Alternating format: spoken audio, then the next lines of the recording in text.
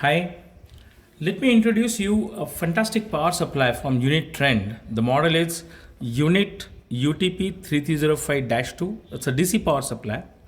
People also call it as a multiple output power supply because it has multiple voltage outputs. So you can see that here is an output which is called as a channel 1, and this output is 0 to 32 volts and 0 to 5 amperes. This is a channel 2 output. This is also 0 to 32 volts and 0 to 5 amps. And this is a fixed output of 5 volt, 3 ampere. So I am having two independent power supplies which are variable from 0 to 32 volt, 0 to 30 volt, and with current setting of 0 to 5 and 0 to 5.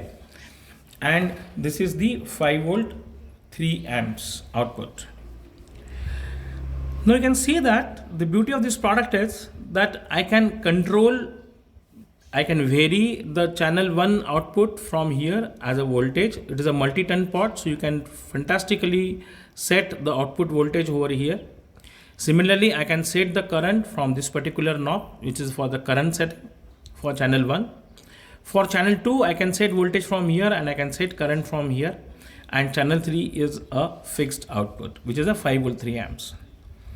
You can see the display, what beautiful display we are having. This is a channel 1 voltage display, and this is channel 1 current display. This is channel 2 voltage display, and this is channel 3 current display.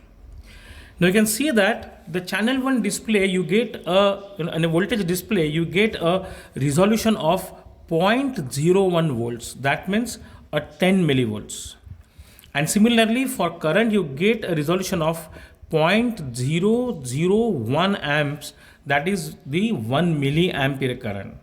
So usually the power supplies of this range which are available into the market, they have 100 millivolt display resolution some, and they have the current resolution of 10 milliamperes. So it is much better. I should say that it is 10 times better in terms of voltage resolution and in terms of current resolution, that you get 10 millivolt and 1 milliamps current resolution. As these two outputs, this channel 1 and channel 2, these are the isolated two channels. These are not connected. This ground is not connected to the chassis of this product, chassis of this power supply. So this is floated output. So I can connect this channel 1 and this channel 2 into series and into the parallel. So when I connect this channel 1 and channel 2 into the series, I will get at this output a 60 volts. If I connect this channel 1 and channel 2 parallel, then I can derive 30 volts or 32 volts, 10 amperes current. And you might have noticed that for 5 volt 3 ampere, which is a fixed output, so there is no need of providing a digital display for this third output.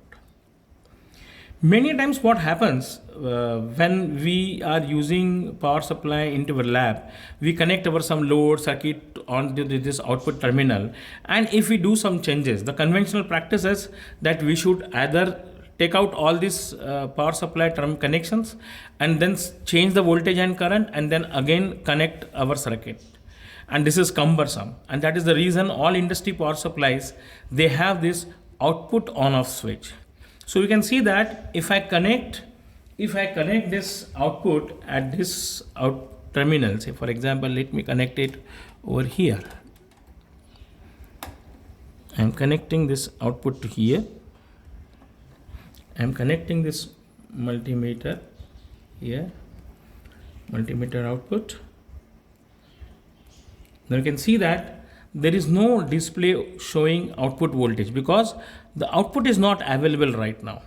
When I will switch it on, you can see that I am getting the 10.05 volts, which I have set it over here. The same way, if I connect it over here, say for example, if I connect it this and this over here, you can see that I am getting 9.85, 9.86 voltage over here. Similarly, if I connect this 5 volt output over here, you can see that I am getting the 5.18 output over here. Now I can change the voltages of this output. Say, let me connect it over here. I can connect this output from this 9.85, and I can change it 10, 11, 14, 11, 12, 13. You can see the multimeter 14, 15, 16, 17, 19, 20, 21, 22. So I can change it 24, 26, 28, 29, 30, 31 and the 32. So you can see this change, like this is the output which I am changing at the channel 1. So let me go back and let me again set it to the 10 volts. So I'm just setting it to the say 14, 13 and 12, 11 and let me set to the 10 volts. So let me go back again and I'm setting it to say approximately 10 volts.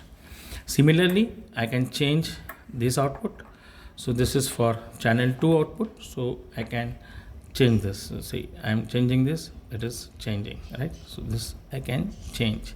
So I can change this, the voltage setting. Now let us see the current setting. So let me switch on this output first. So I have switched on the output. Now I have connected this ampere meter as a load over here. You can see that it is showing 5 amperes. So that means this can deliver the 5. And I can set the current setting from here like 4, 3, 2, 1. I can set the current setting from here. So this is the current setting like 3.6 ampere, 3.5 ampere. And the same way I can do it for the channel 2 as well. So I can set this for the channel 2 as well. So right now it is showing 0.337 amps. So now let me increase this. So 0.4, 0.5, 0.9, 0.1. This is I can do this. So this is how I can set the current for channel 1 and channel 2 output.